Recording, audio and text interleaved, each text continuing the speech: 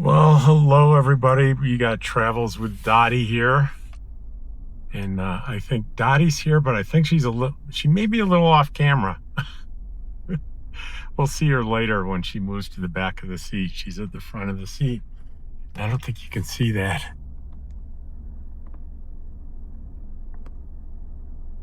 Yeah, I don't think you can see that. Sorry. So this is mostly going to be a talk and drive. I'm just happen to be doing like a talking video while I'm driving. I'll show you some of the scenery. I can switch this thing back and forth. I'll show you. Check this out. And here we are. This is this camera I'm using today is my newest one, the Insta360 X5, and it can be used to do a 360 degree, and then you go in and edit it or whatever, or it can do either front or back with minimal distortion, and that's what I'm doing. It's either the front, I can switch it between the front and back.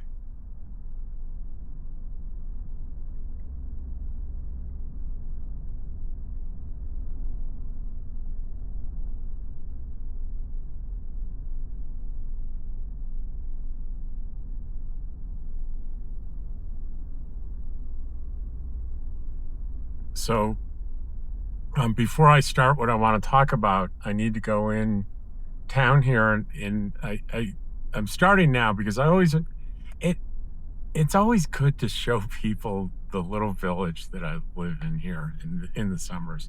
This is the village of Eagle Nest. Oh, you probably want to know what the date is. This is 25th of August, 2025.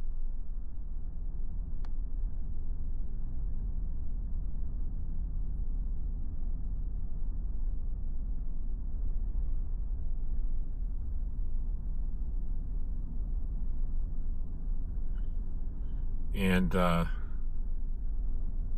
going to go to the post office here, and then I'll pick up when I finish with the post office. I have to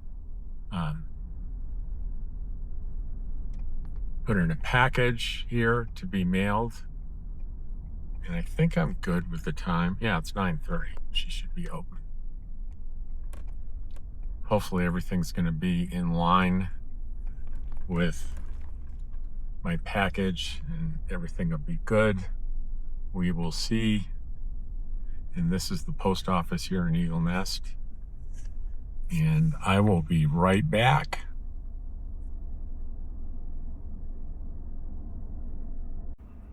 All right, I'm still at the post office, and I did two things.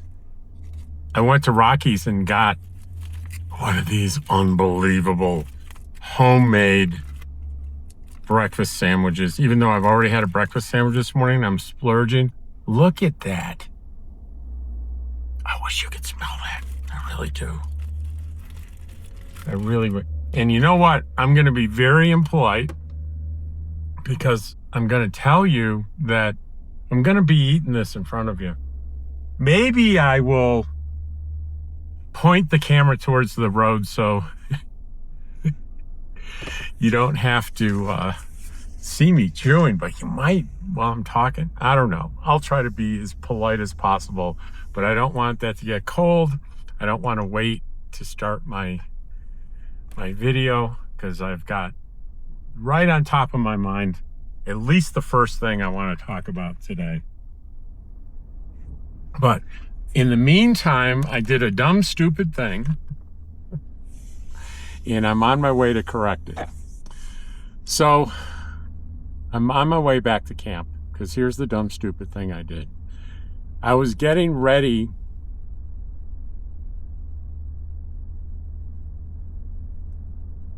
to go on this little trip today, and a golf cart pulls up, and it's Jerry, the guy that helps out the owner of the RV park, and he said, I got a package for you.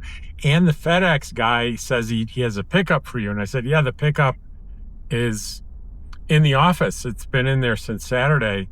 And he says, okay, run up there in your truck and stop him, and I'm going to go home, get the key. We'll open the office and we'll give it to him. So instead of putting my package inside my RV under lock and key, I decided it was perfectly safe to leave it on a table outside my rig. And it probably would have been okay. But talk about taking a stupid, unnecessary risk. So I'm headed back there to grab the box. Sometimes I worry about my decision-making process at times like this.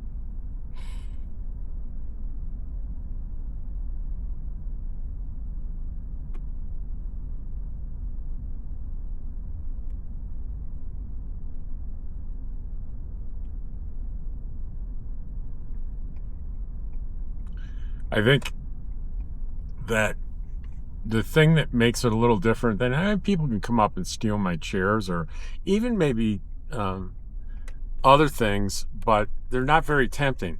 A box from a distance that is obviously an Amazon box is a temptation for a thief. There's UPS again.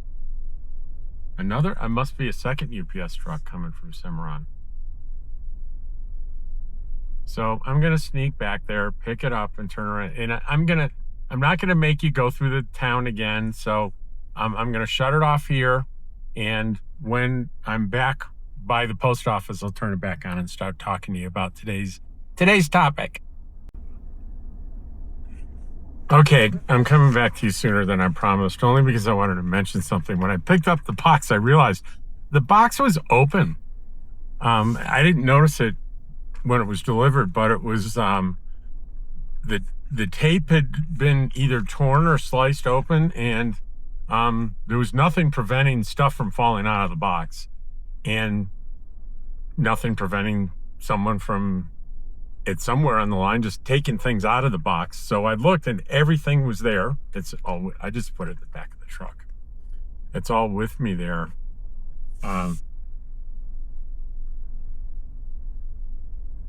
So I thought that was a bit interesting.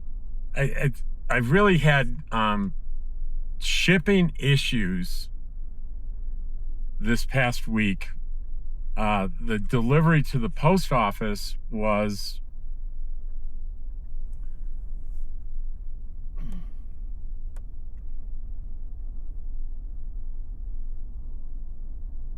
I bought a Mac Air laptop in 2015, and probably over $1,000. I'm sure it was very close to $1,000. It was expensive. I remember that.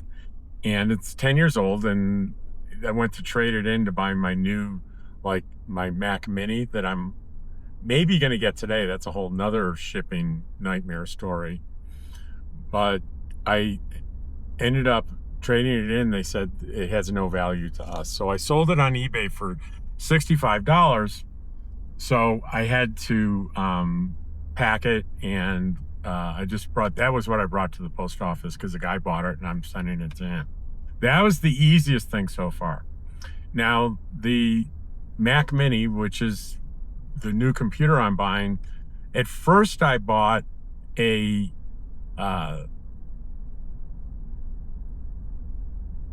base model of $599.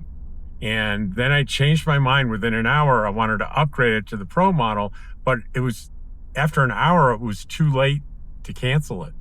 So they said, wait till it gets delivered and, have FedEx pick it up and bring it back, and we'll refund you and order the other one separately, which is what I did.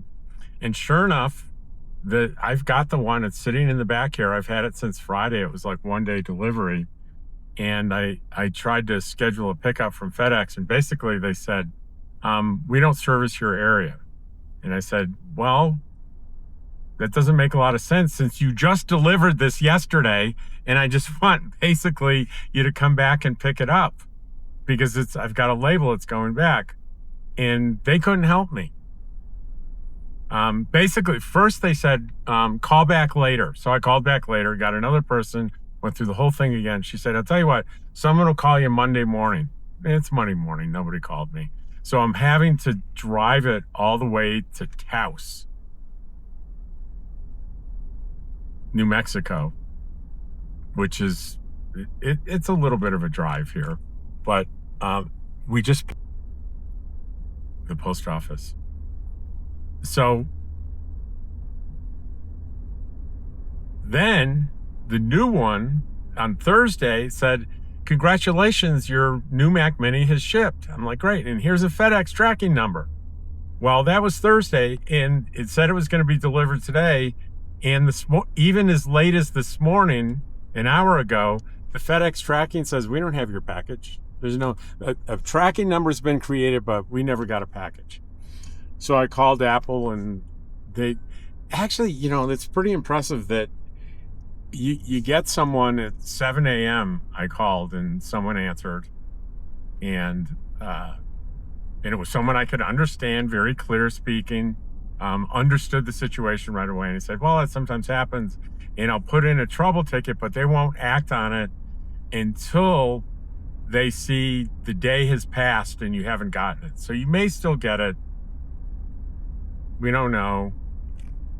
Sometimes this happens. We're not sure. So I do have a computer sitting in my truck, and I'm driving it to Taos to return it.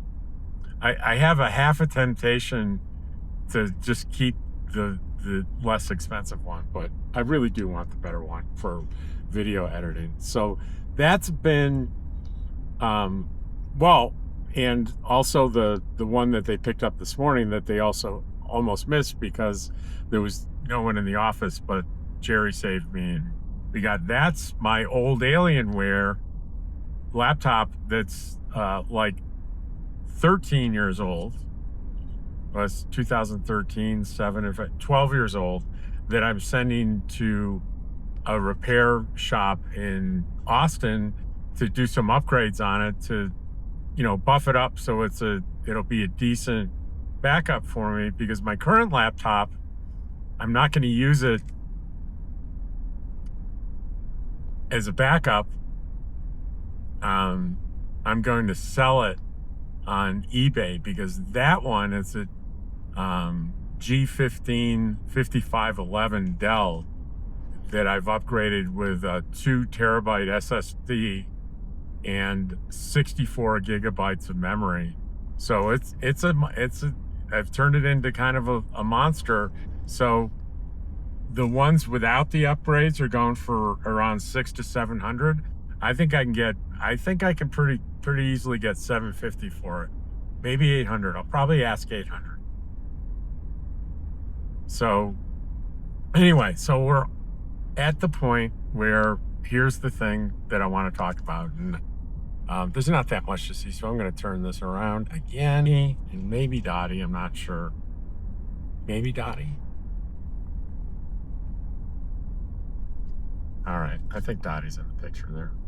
Anyway, Cracker Barrel. Cracker Barrel announced they're going to change their logo. They're going to simplify it from the old logo, and they're going to clean up the clutter in their restaurants. A change in strategy. And I noticed that while their income is slightly up, I think their net income, they're operating at a loss. Their net income's down. So there's a problem, and clearly management is trying to solve it.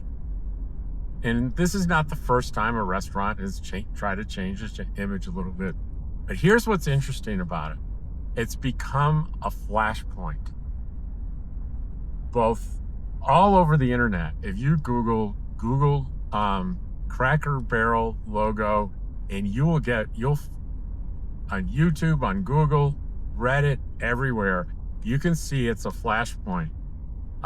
There's a mixture of reactions that are sadness, but a lot of anger about it. And I find the reaction fascinating. Let me tell you what my relationship and feelings are about Cracker Barrel. I didn't really know much about it. I sort of knew they existed because I'd seen them, but until I became an RVer, I don't think I ever went to one. But when I became an RVer, one of the first things I heard was, hey, when you're traveling, Cracker Barrel caters to RVers. In fact, they encourage you to spend the night. They have special slots in the back of the restaurants for RVs and buses, and they encourage you to park there for free overnight, thinking you'll buy dinner and maybe breakfast too. Whatever the thought process is, it became a very well-known, well-liked place by RVers. So I started going. I spent the night in one. I think I did it right after I retired, on my way out west from Virginia. And it was great. I had a good night's sleep. I ate dinner there. I ate breakfast the next morning. It was wonderful. And I started going. I probably have gone to Cracker Barrel to eat a half a dozen times.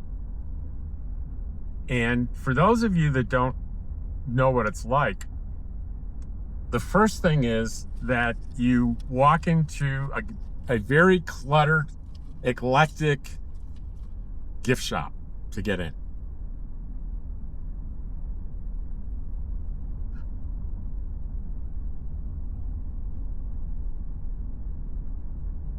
You're probably hearing me chew now. That is the, oh, no, you're seeing me chew too. Sorry about that. While I eat this, I'm going to turn it around because you don't want to watch. That's just impolite for me to chew in front of you. So very cluttered gift shop, and it's usually super crowded because that's where people hang out when they're waiting for a table. And most times that I've been there, there's been a wait for a table. It's a very busy place.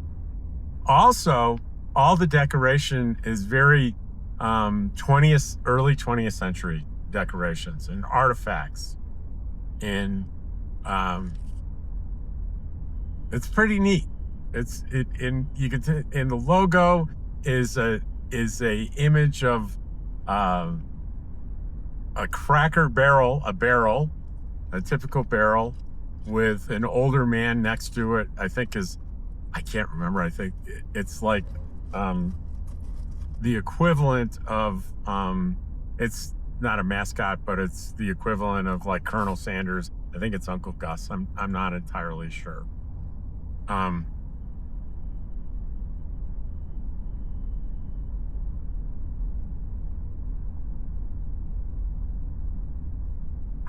I'm eating this sandwich from Rocky's. If you're in the Eagle Nest area and you don't go to Rocky's Market at the Valero and buy one of these breakfast sandwiches, you are missing something big in your life.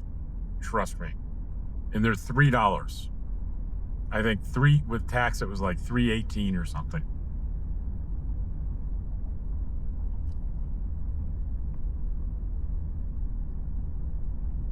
So you see signs and artifacts from the 1900 through maybe the 1950s or 60s. It's pretty cool. The food, it's okay. It's not. I don't think I've ever gone to a Cracker Barrel because I was like dying for the food. I liked the atmosphere. They all have front porches with a row of rocking chairs, and there is a strong pull of nostalgia. And that's what I think is at the core of the flashpoint and the backlash publicly about this. And I think it's really interesting.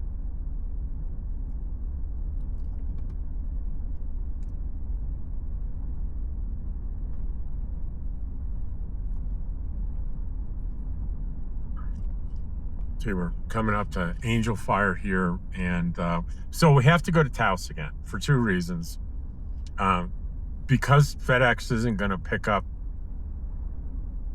my return to Apple, the closest FedEx place is in Taos, so I got to drive there to do it, to drop it off. So, and also I ran out of propane quicker than I thought. What can I say? I've been cranking up the furnace pretty high lately. I don't know.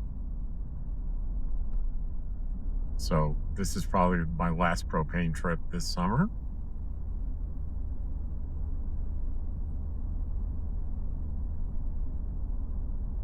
So I'm having to jump through a lot of hoops for shipping and receiving. And I still don't know whether my new computer is going to get here or it's going to be lost. And I'll have to wait multiple days for them to process a credit, and then I'll rebuy it, I guess. It's hard to believe that the Apple system shipped it and FedEx, something got broken and FedEx says they haven't gotten it. It doesn't make a lot of sense for Apple. Apple seems to be pretty darn efficient with most of its processes.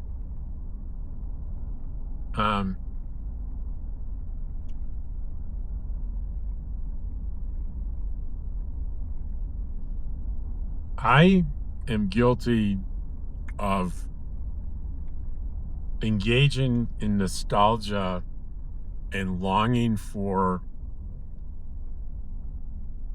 yesteryear. Because let me tell you, when I think about being a kid, like growing up in the 70s, the 60s and 70s, I get, boy, those were good times. I mostly remember, of course, it's human nature. I'm going to, for many people, it's automatic to remember good times. And inevitably, you compare it to what's going on now in the world, and you think, it's too bad we can't go back to that good time. And we kind of erase the negatives that were there. We don't remember them. And when I say we, I mean me. I don't want to speak for you. But to me, nostalgia is a pretty powerful thing. And going into Cracker Barrel, going through the gift shop, and sitting in the restaurant at a table surrounded by still more artifacts and things, it makes me connect emotionally to the past. And it gives me, it's emotional comfort food, which makes me not really care that much about do I have a memorable high quality meal that I've ever had in those 6 visits to this restaurant? No. I've not eaten anything awful, but just sort of run of the mill, I would say. And I think we're in sort of uncertain times here. Let's say it that, please. No politics. None. Zero. No politics on the channel. We live in uncertain times, so people naturally will gravitate towards times in their lives where there was more certainty. The reality was, in the 1960s, we were being trained how to hide under our desks and in a futile attempt to survive a nuclear attack. A nuclear war was so much more of a threat back then than it is now. I can't describe it. It was part of that life. Yet I don't think about that. I don't remember much about it. I remember the duck and cover thing, but it was not traumatizing or anything. It's just what you did. But the reality of the time, the 60s and 70s, by anyone's definition, were not certain times, but it feels like they were. Memories of zooming through the streets in my Schwinn Stingray bicycle with my friends, and during the summer, and having those endless summers and staying out until the street lights came on. That feels stable and certain and comfortable. But the reality was the world that we were living in was really anything but that.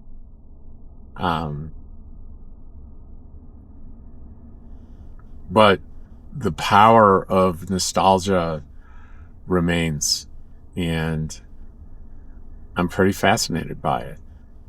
And I can understand why this Cracker Barrel thing is a flashpoint. It feels like you're throwing something away that means something to me.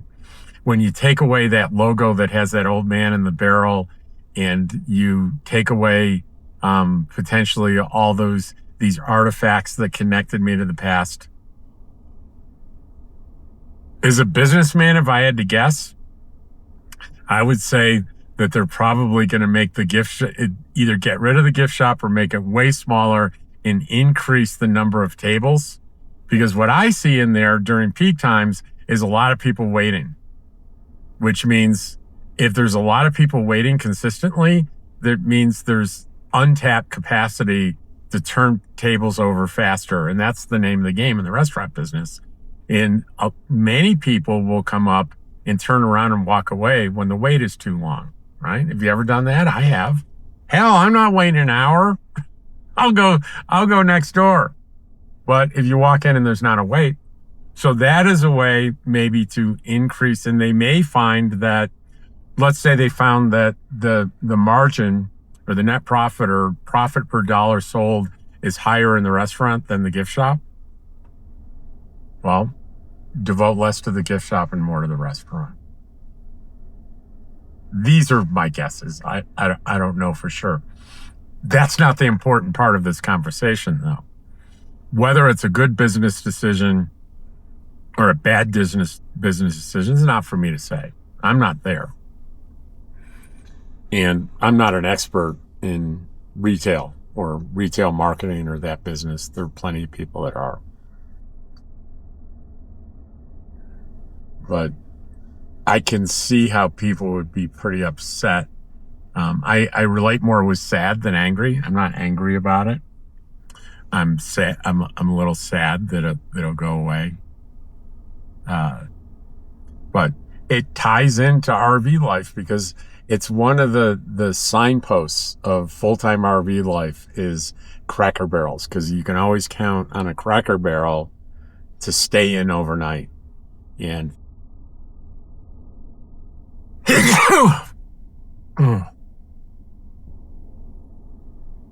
I just realized you're just looking at traffic not moving because we're at the construction where we have to wait for the pilot car. That's what I had on my mind today, that RV icon of a place to eat and stay and rest that you're absolutely welcome in is Cracker Barrel. I can't think of, other than RV parks, any restaurant or retailer that is more friendly to RV staying overnight for free than Cracker Barrel. There's no indication that part is going to go away, but if they decide, hey, we're going to increase the number of tables, we're going to have more parking spaces, maybe they'll take away those big RV parking spaces. I don't know, maybe. I'm really on the edge speculating here. I have no reason to believe that that's true at all. And you notice all this is, everything I'm saying is speculation. The only fact is that they're changing their logo. I've seen it. And it's gone from the charming guy leaning against the Cracker Barrel to just same colors, but just the words Cracker Barrel.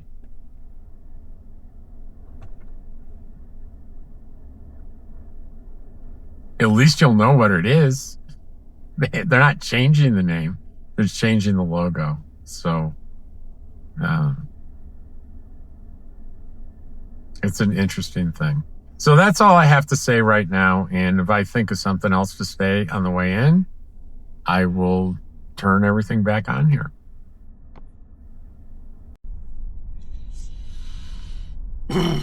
So this is just some of the more interesting part of the drive through the mountain pass here to get into Taos. I know you've been with me for a while. You've seen this before, but some people haven't seen it. So I thought it would be nice.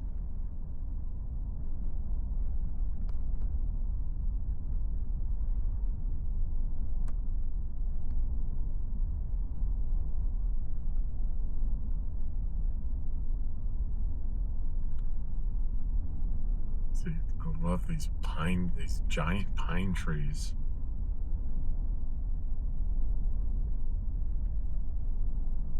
And in case you're wondering, yeah, I shared a little bit of the sandwich with Dottie. She was very closely monitoring every bite I was taking. And as I finished my last bite, I thought, oh, that was kind of a mistake, because I already had one of my frozen breakfast sandwiches earlier today. So it was a little too much food in the old tummy. So that might mean skipping lunch. I don't know.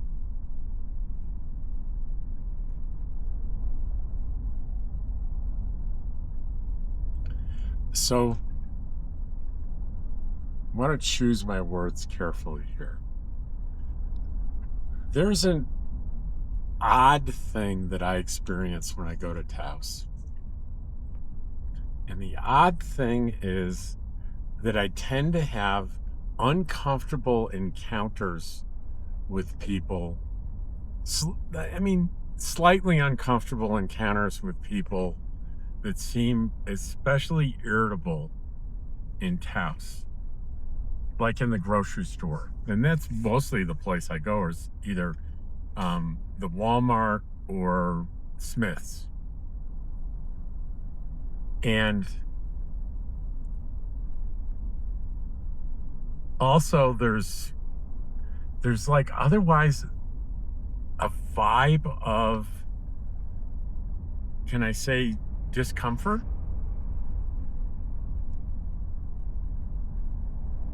Like I have a feeling that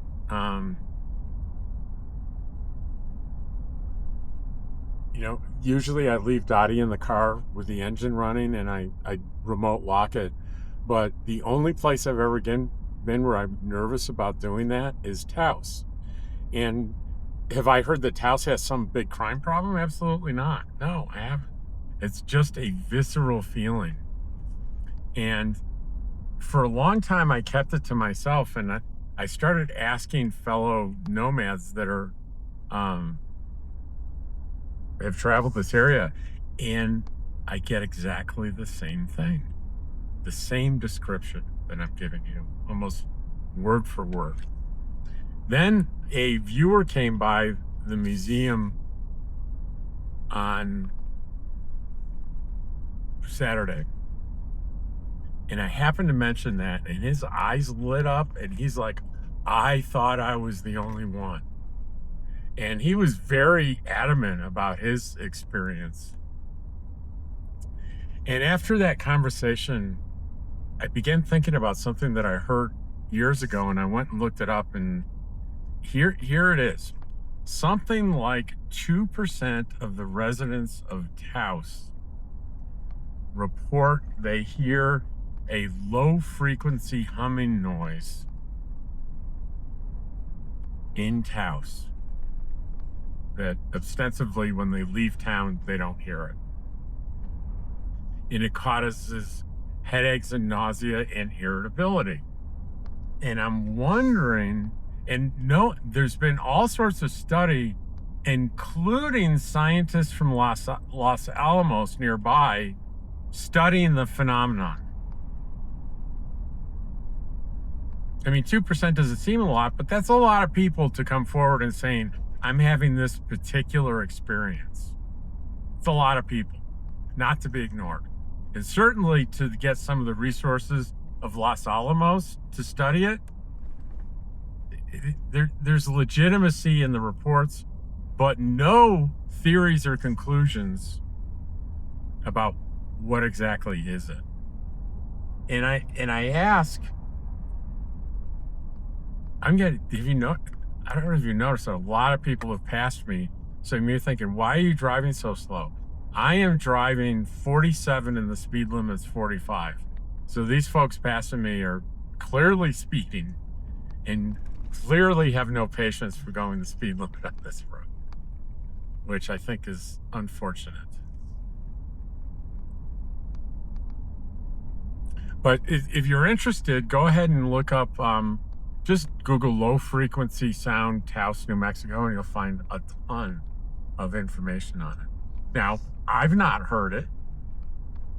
It's, I'm not among the 2% that are susceptible to whatever is going on. Look, there's this abandoned cabin up here, cabins on the right there, with an old-fashioned well out front. I've always been fascinated by that. But anyway, that's the thing I thought to talk about. We're just about out of the most interesting. Well, maybe not. Hey, there's another abandoned place on the right here. It looks pretty interesting. Remnants of the bygone era,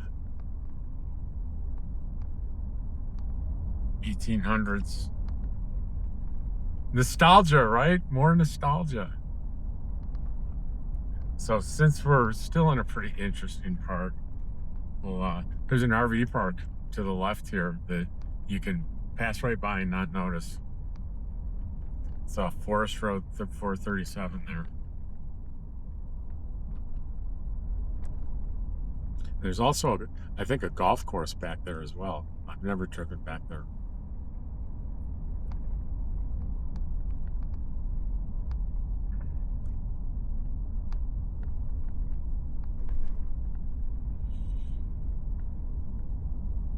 So what I'm going to do is I'm going to go and I'm going to pick up quickly fill my propane tanks.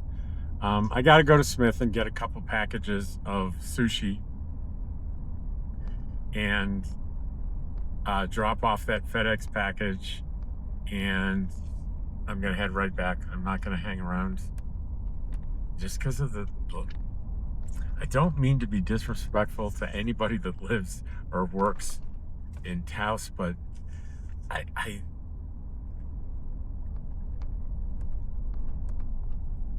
just have this odd feeling, and I wonder if it's related to that mysterious low frequency sound that people have been talking about for so many years. I wonder if there's a effect on people that maybe can't hear it, but it still has an effect on them. Maybe the sound is making me, I can't say I've ever felt nauseous, maybe irritable. Maybe what I'm assigning, like people seem irritable in the grocery store, maybe I'm assigning to them what's happening with me. Maybe I'm the one that's irritable in the grocery store. I guess that could be.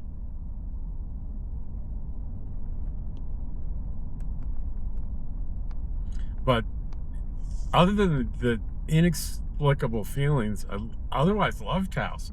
The art galleries and the historic buildings, and it's just the rich history and the artists and the hippies, and just, it's a wonderful place. It really is.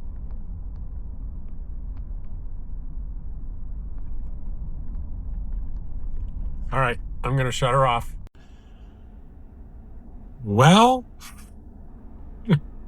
the shipping plot thickens. So I went to a FedEx place, brought in my package, and they tried to scan it. It wouldn't scan. And they couldn't explain why it wasn't going to scan. And they said, well, you can just leave it here and take a chance. And the driver, he might be able to scan it.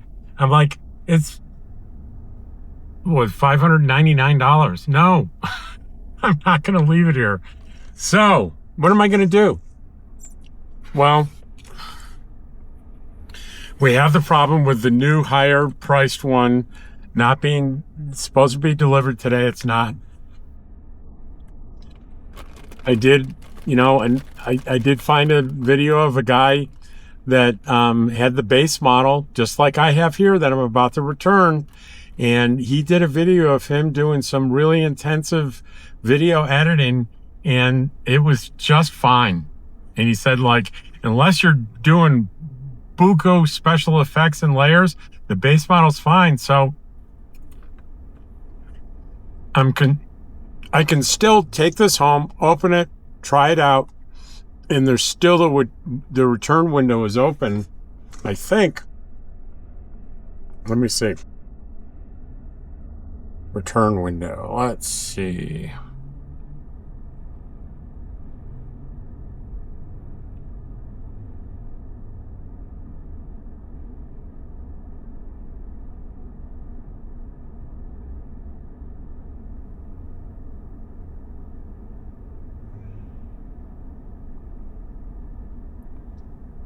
By September 3rd. So today is the 25th. So I have like 10 days. Okay. So that settles it right there. So I really have 10 days to try this new one, this lesser priced one. So this one is $5.99. The one I have coming that there's like problems, I can't get a tracking number on it, and it hasn't arrived yet, is $13.99 versus $5.99. A huge difference. So I can actually try both of them. Be very careful with the packing materials and everything and not get any scratches or anything on it. That's what I'm going to do. Because I'm not willing to try to return something and then have it be lost in the system and have Apple say, well, what do you want us to do? You can't prove you sent it. Not happening. Not going to do it. If I do end up returning them, I'm going to call them. I said, give me another return label. And see if, and I'm going to take it to a FedEx place and let's make sure they can take it. They should pick it up. If they can deliver it to me, FedEx should be able to pick it up. All right. Yes, I'm eating Skinny popcorn. I went into Albertsons here and got, I know I usually go to Smith's, but I went into Albertsons, got the sushi and got some Skinny Pop. And so those little mini things of Ben & Jerry's, the real small ones that are like $1.50. I got those. So anyway, that's it. Hope you enjoyed today's video. I will check you on the next one.